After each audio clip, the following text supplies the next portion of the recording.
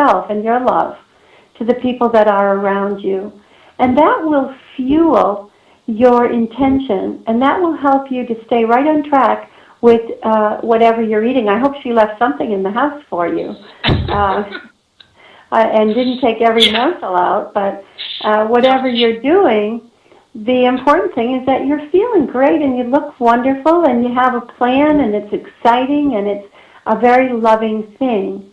Now, here's a caution for you.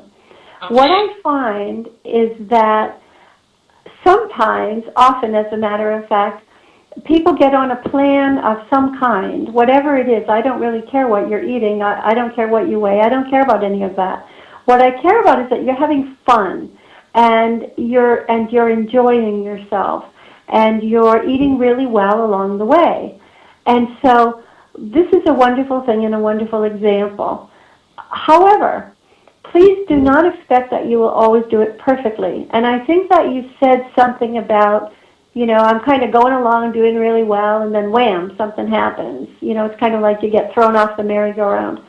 So every once in a while, something will happen that you'll have a little time, maybe not, but most likely, let's say, you'll have a time when you perhaps eat something that isn't the most self-loving choice, or something you hadn't really planned on, or you just have a really down time and you grab, because it's an old, very entrenched habit to grab something. It's kind of a robotic habit.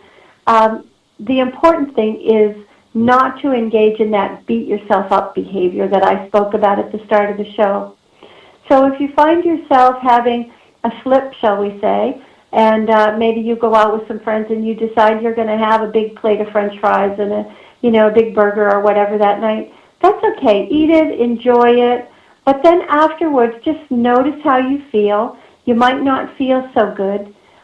Just notice that, because that will help you next time perhaps to make a different decision, especially if you had that banana split for dessert, So just notice how you feel and then move forward.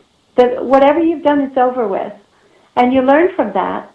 And then as you're moving forward, you're making healthier choices. You'll feel better.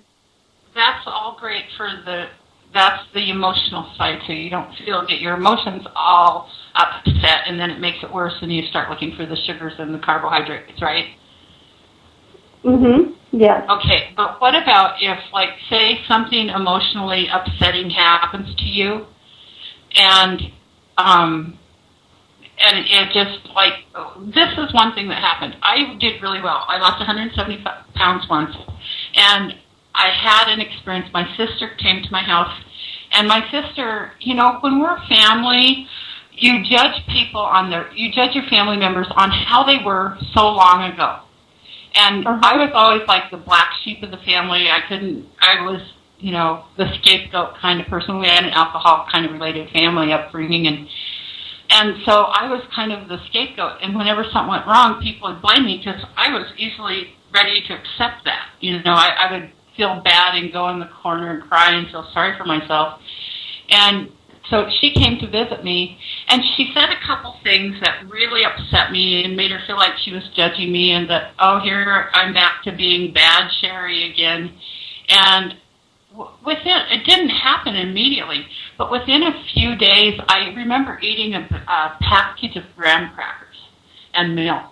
And then, a couple days later, I started eating something else, and pretty soon I was just unable to control myself, and I started gaining weight again.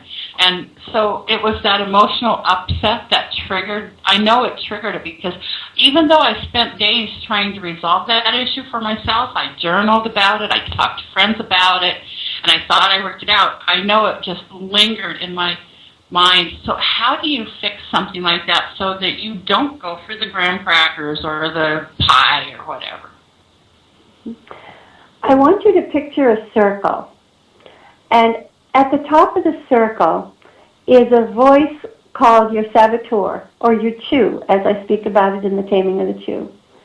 And that's the voice that says, grab the graham crackers, you need to relax, this will help you. You might even put some peanut butter and jelly on them or whatever, and maybe have some ice cream on the side or whatever. So so your saboteur is what clicked into action when your feelings were hurt. And then you ate that food, and most likely, if you come around the circle, say going down to the right, then there's another voice that kicks in, and that's your critical parent voice that says, well, Sherry, boy, you screwed up. Look what you're doing. You know, look what you're doing. Your sister's right. You are a screw-up. My God, look what you're into now. And then another voice, if you go around the circle to the other side, is your victim voice, which says, well, I can't help it. It's what I've always done. It's what I always do. And here I go again, and I'll never be able to get it right. And then back to the top of the circle, and your saboteur says, oh, have some more. You'll feel even better. You know, yeah, this is really rough, but if you have some more, you'll feel better. So you're going around, and it creates a very powerful negative spiral. And the goal is to break in